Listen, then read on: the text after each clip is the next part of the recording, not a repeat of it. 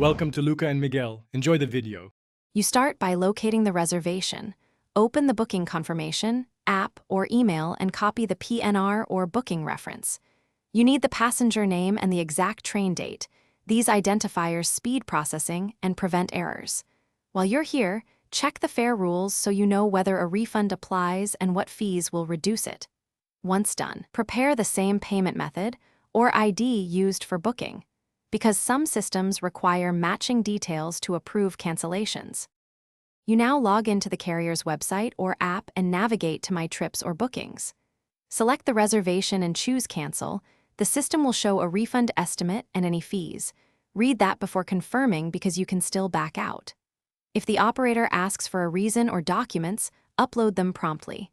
This prevents delays. Make sure to note any cancellation reference number shown, as you'll need it for follow-up or to check refund status later.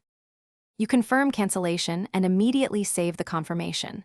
Screenshot it, copy the cancellation reference, and note the timestamp. Then monitor the refund timeline. Carriers often state processing windows like 7 to 14 days, and refunds usually return to the original payment method. If the refund is delayed past the stated window, contact support with your cancellation reference and booking details.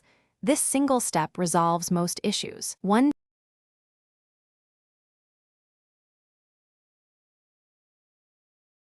Thanks for watching and please subscribe. It's the best investment you'll ever make.